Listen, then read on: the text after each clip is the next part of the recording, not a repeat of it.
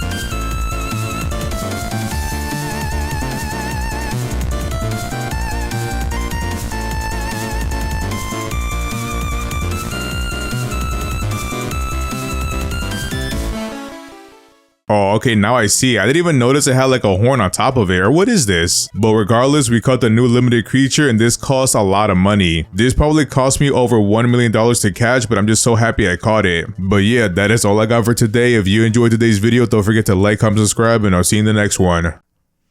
Peace.